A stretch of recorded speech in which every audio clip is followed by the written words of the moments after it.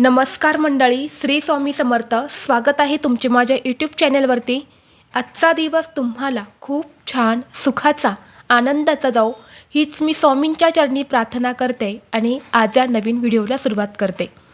येत्या 12 ऑगस्टला म्हणजेच बुधवारी आलेली आहेत आषाढ अमावस्या. या अमावस्येला दीप अमावस्या, दर्श अमावस्या या नावाने सुद्धा ओळखली जाते. या आषाढ अमावस्येचा प्रारंभ 11 ऑगस्टला रात्री 1:53 होणार आहे आणि या अमावस्येची समाप्ती 12 ऑगस्टला रात्री 11:06 होणार आहे. उदयतिथीनुसार ही आषाढ अमावस्या 12 ऑगस्टला म्हणजे बुधवारी साजरी केली जाणार आहे. प्रत्येक महिन्यामध्ये अमावस्या तिथी येते आणि प्रत्येक अमावस्येचे महत्त्व हे सुद्धा वेगवेगळे असते. आषाढ अमावस्या ही दीप अमावस्या म्हणून साजरी केली जाते. या दिवशी आपल्या घरातील सर्व दिवे स्वच्छ करून त्यांना प्रज्वलित करून त्या दिव्यांची पूजा केली जाते. दिव्याला ज्ञानाचे आणि प्रकाशाचे प्रतीक मानले जाते. ज्या प्रकारे दिव्यांचा लख्ख प्रकाश पडतो तसाच प्रकाश आपल्या आयुष्यात यावा यासाठी दीप अमावस्या ही आपण साजरी करत असतो. आषाढ महिन्यात येणारी आषाढ अमावस्या ही सर्वश्रेष्ठ आणि महत्त्वाची मानली जाते. या आषाढ अमावस्येच्या दिवशी आषाढ महिन्याची समाप्ती होऊन पवित्र अशा श्रावण महिन्याची सुरुवात होणार आहे. या आषाढ अमावस्येच्या दिवशी भगवान विष्णू, माता लक्ष्मी, भगवान शिव आणि आपल्या पितरांची सेवा केली जाते. यंदा या आषाढ अमावस्येवरती सूर्यग्रहणाचे सावट आहे. मात्र हे ग्रहण भारतात दिसणार नाही. त्यामुळे आपल्या देशात कोणतेही धार्मिक नियम, वेद किंवा सूतक काळ पाळण्याची गरज नाही आणि म्हणून आपण दीप अमावस्या जी आहे तर ती साजरी करायची आहेत. जशी आपण पूजा करत असतो आपल्या परंपरेनुसार तशी तुम्हाला दिव्यांची आरस मांडून या अमावस्येच्या दिवशी दिव्यांची पूजा करायची आहे. या आषाढ अमावस्येच्या दिवशी स्नानाला अनन्यसाधारण महत्त्व दिलं जातं. कारण या आषाढ अमावस्येच्या दुसऱ्या दिवसापासूनच पवित्र अशा श्रावण महिन्याची सुरुवात होते. म्हणून आपलं शरीर, मन, आत्मा हा शुद्ध आणि पवित्र होण्यासाठी या दिवशी स्नानाचं विशेष महत्त्व आहे. या आषाढ अमावस्येला पवित्र नदीत किंवा तीर्थक्षेत्री केलेले स्नान अत्यंत पुण्यदायी मानले जाते. या स्नानामुळे शारीरिक व मानसिक शुद्धी होते. तसेच प्रखर पितृदोष हा दूर होतो आणि नकारात्मक ऊर्जा ही नष्ट होऊन आपले मन, शरीर हे निर्मळ होते. परंतु या दिवशी सर्वांनाच पवित्र नदीवरती जाऊन स्नान करणं शक्य होत नाही आणि म्हणून घरच्या घरीच आपल्याला या आषाढ अमावस्येच्या दिवशी अंघोळीच्या पाण्यात ही एक वस्तू टाकायची आहे. ही वस्तू टाकल्याने जीवनातील सर्व शत्रू नष्ट होतील. शत्रू तुमच्यासमोर लोटांगण घालेल. 7 पिढ्यांचा प्रखर पितृदोष नष्ट होऊन तुमच्या मनातील कितीही कठीणातील कठीण इच्छा ही पूर्ण होईल. कुटुंबावर कधीच वाईट संकट येणार नाही. तर अशी कोणती वस्तू आहे जी तुम्हाला या अमावस्येच्या दिवशी अंघोळीच्या पाण्यात टाकायची आहेत, कोणत्या वेळेत स्नान करायचं आहे याबद्दलची संपूर्ण माहिती या व्हिडिओमध्ये मी तुमच्यासोबत शेअर करणार आहे. त्यामुळे तुम्ही हा व्हिडिओ स्किप न करता शेवटपर्यंत नक्की पहा. चॅनलवरती नवीन असाल तर सबस्क्राईब करा आणि असेच माहितीपूर्व नवनवीन व्हिडिओ पाहण्यासाठी बेल आयकॉनलाही प्रेस करा. म्हणजे जेव्हा कधी मी नवीन व्हिडिओ अपलोड करेल त्याचं नोटिफिकेशन सर्वात अगोदर तुम्हाला भेटेल आणि तुम्ही एक पण व्हिडिओ मिस करणार नाही. तसेच व्हिडिओला एक हाईप देखील द्या. आज या व्हिडिओमध्ये मी तुम्हाला जो उपाय सांगणार आहे तर हा उपाय आपल्याला आषाढ अमावस्येच्या दिवशी म्हणजे बुधवारी करायचा आहे. बुधवारी अगदी ब्रह्ममुहूर्तावरती उठून हे स्नान केले तरीही चालेल. ब्रह्ममुहूर्तावरती सर्व देवी देवता स्नान करत असतात आणि म्हणून या वेळेमध्ये सकारात्मक लहरी या खूप जास्त प्रमाणामध्ये सक्रिय असतात. म्हणून तुम्ही आषाढ अमावस्येच्या दिवशी पहाटे 4:30 वाजल्यापासून ते 5:30-6 वाजेपर्यंत हे स्नान करण्याचा जास्तीत जास्त प्रयत्न करा. जर या ब्रह्ममुहूर्तावरती नाही शक्य झालं तर जेव्हा तुम्ही स्नान करणार आहे तेव्हा या वस्तू ज्या आहेत तर त्या अंघोळीच्या पाण्यामध्ये टाकायच्या आहेत. कारण पहा, काही दिवसांचे महत्त्व हे खूप जास्त असते. आपल्या पूर्ण प्रगतीवर या गोष्टी खूप परिणाम करत असतात आणि आषाढ अमावस्या म्हटलं की या दिवशी स्नानाला विशेष महत्त्व दिलं जातं. म्हणून हा जो उपाय आहे तर तो तुम्हाला आवर्जून करायचा आहे. घरातील अगदी लहान मुलांपासून ते मोठ्यांपर्यंत सर्वांनी ह्या वस्तू ज्या आहेत तर त्या अंघोळीच्या पाण्यामध्ये टाकून तुम्हाला या दिवशी अंघोळ करायची आहे. कारण हे जे स्नान आहे तर हे सर्वांसाठी खूप श्रेष्ठ मानलं जातं. आता बऱ्याच वेळा कष्ट आणि मेहनत करूनही आपली इच्छा पूर्ण होतेच असं नाही.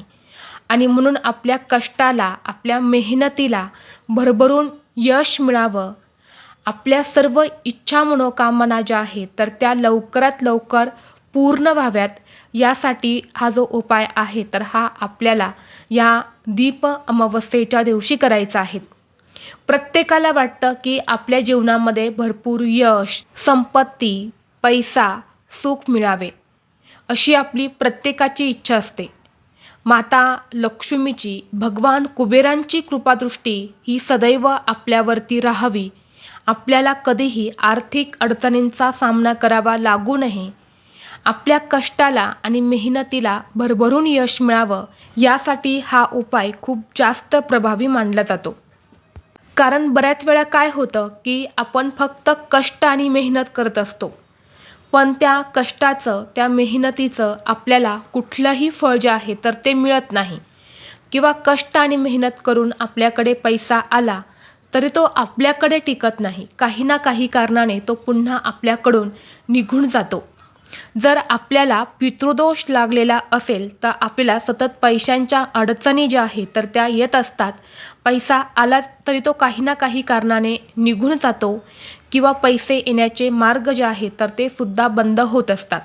आणि म्हणून हे स्नान केल्याने आपल्या कुंडलीतील प्रखर पितृदोष जो आहे तर तो दूर होऊन आपल्या मेहनतीला नक्कीच यश मिळेल.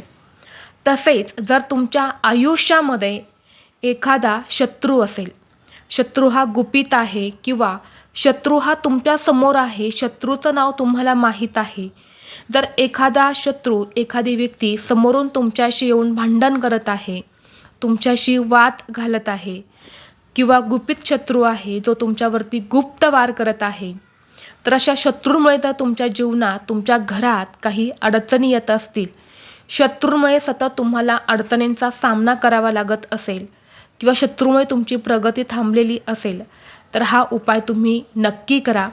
हा उपाय इतका प्रभावी आहे की हा उपाय केल्याने आपलं शरीर, मन, आत्मा हा शुद्ध आणि पवित्र होतो.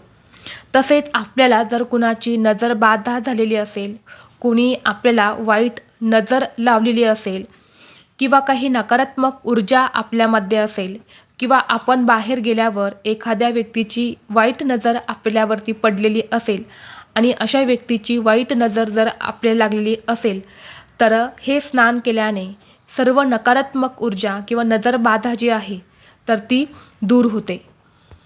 आता हा उपाय करण्यासाठी तुम्हाला या अमावस्येच्या दिवशी सकाळी लवकर उठायचं आहे. उठल्यानंतरनं एका वाटीमध्ये तुम्हाला मीठ घ्यायचं आहे. काचेची वाटी असेल तर अतिशय उत्तम, नसेल तर स्टीलची वाटी घेतली तरीही चालेल. त्या वाटीमध्ये तुम्हाला एक मूठभर खडे मीठ घ्यायचं आहे.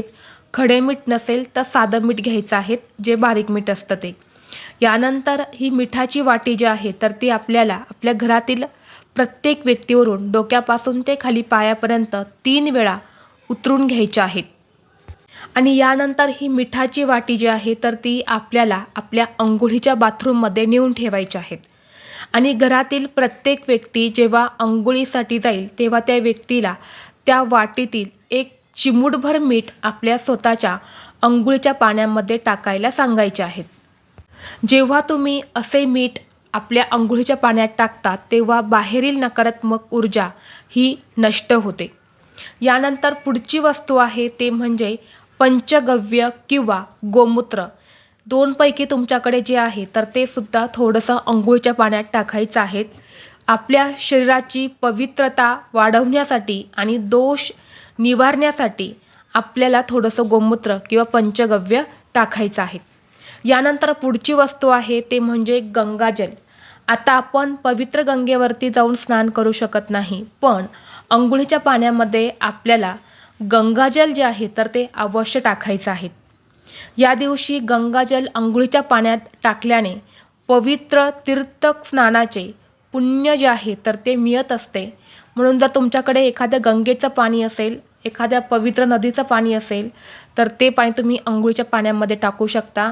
नसेल तर तुमच्या घराजवळ जिथे कुठे पूजा साहित्य मिळते तिथे फक्त 15 रुपयांना गंगाजलची बॉटल मिळते, तर तिथून ती बॉटल घेऊन या आणि 1 चमच्याभर गंगाजल हे अंघोळीच्या पाण्यामध्ये टाकायचं आहे. यानंतर पुढची वस्तू आहे ते म्हणजे तुरटीचा खडा. अगदी छोटासा तुरटीचा खडा घ्यायचा आहे. तुरटी जे आहे ना ते आपलं शरीर शुद्ध करत असते आणि म्हणून तुरटी थोडीशी बारीक करायची आहेत किंवा तुरटीचा एक छोटासा खडा जो आहे तर तो आपल्याला अंघोळीच्या पाण्यामध्ये टाकायचा आहे. तसेच चिमूटभर काळे तीळ हे सुद्धा आपल्याला अंघोळीच्या पाण्यामध्ये टाकायचे आहेत. आता काळे तीळ का टाकायचे आहेत? कारण पितृदोष जर आपल्याला लागलेला असेल, पितृदोषाचा त्रास जर आपल्याला होत असेल तर काळे तीळ टाकून स्नान केल्याने प्रखर पितृदोष जो आहे तर तो दूर होतो. कारण काळे तीळ हे पितरांना अत्यंत प्रिय आहे. आणि यासोबतच जर तुमच्याकडे घरामध्ये चंदन असेल तर थोडंसं चंदनसुद्धा टाका. ज्योतिषशास्त्रानुसार अमावस्येच्या दिवशी जर आपण थोडंसं चंदन अंघोळीच्या पाण्यामध्ये टाकलं तर मन शांत व प्रसन्न होते. आणि आपलं मन शांत आणि प्रसन्न करण्यासाठीच आपल्याला थोडंसं चंदन असेल तर ते टाकायचं आहे. चंदन टाकल्यामुळे माता लक्ष्मी ही सुद्धा प्रसन्न होते आणि भगवान कुबेरांचा कृपा आशीर्वाद हा देखील आपल्याला प्राप्त होतो. आता या सर्व वस्तू तुम्हाला अंघोळीच्या पाण्यामध्ये टाकायच्या आहेत. जास्त नाही, अगदी थोड्या थोड्या टाकायच्या आहेत. आणि यानंतर या पाण्याने स्नान करायचं आहे. स्नान करत असताना हर हर गंगे किंवा ओम पितृदेवताय नमः किंवा ओम पितृभ्यो नमः या मंत्राचा जप करायचा आहे किंवा ओम नमो भगवते वासुदेवाय नमः या मंत्राचा जप देखील तुम्ही करू शकता. आता हे स्नान करून झाल्यानंतर तुम्हाला एका तांब्यामध्ये पाणी घ्यायचं आहे आणि त्या पाण्यामध्ये थोडेसे काळे तीळ टाकायचे आहेत. आणि यानंतर हे जे पाणी आहे तर हे तुम्हाला दक्षिण दिशेला तोंड करून अर्पण करायचं आहे. कारण दक्षिण दिशा ही आपल्या पितरांची दिशा मानली जाते. या दिवशी पूर्वज दक्षिणेकडून पृथ्वीवरती येत असतात आणि त्यांना प्रसन्न करून घेण्यासाठी, त्यांचा आशीर्वाद हा आपल्याला प्राप्त करून घेण्यासाठी दक्षिण दिशेला असं तिळाचं पाणी जे आहे तर ते अर्पण करायचं आहे. तिळाचं पाणी अर्पण केल्याने प्रखर पितृदोष जो आहे तर तो दूर होतो. आणि म्हणून या आषाढ अमावस्येच्या दिवशी घरातील जो प्रमुख व्यक्ती आहे तर त्या प्रमुख व्यक्तीने अवश्य दक्षिण दिशेला 1 लोटा जल काळे तीळ टाकून अर्पण करायचं आहे. यानंतर बघा, या दिवशी आपल्या देवघरातील सर्व देवतांची दिव्यांची घासून पुसून तुम्हाला स्वच्छता करायची आहे. कारण दुसऱ्या दिवशी लगेच पवित्र श्रावण महिना सुरू होणार आहे. त्यामुळे सर्व देवी देवतांची व्यवस्थित स्वच्छता करून घ्यायची आहेत. सर्व दिवे स्वच्छ करायचे आहेत आणि संध्याकाळी दिव्यांची पूजा जी आहे तर ती अवश्य करायची आहे.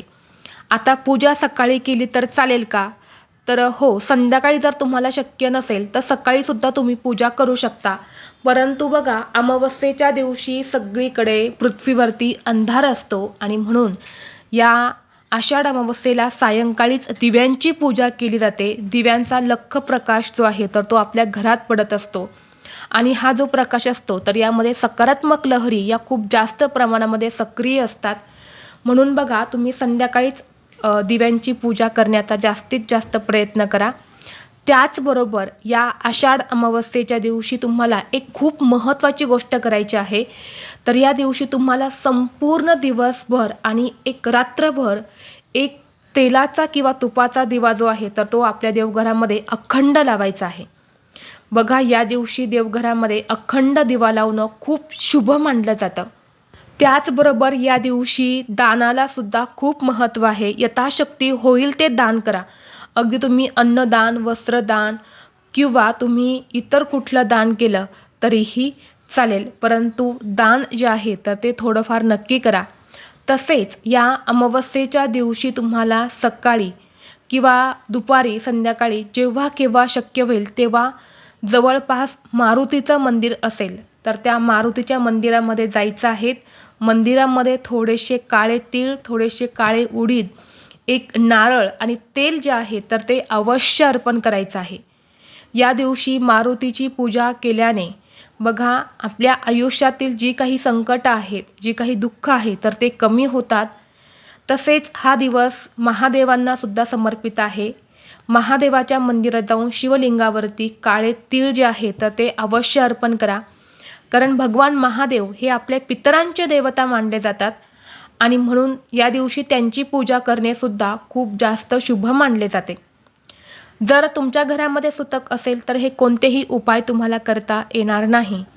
तर अशा पद्धतीने हे छोटे छोटे उपाय जे आहेत तर ते तुम्हाला या आषाढ दीप अमावस्येला करायचे आहेत. तर ही अत्यंत महत्त्वाची माहिती मला तुमच्यापर्यंत शेअर करायची होती.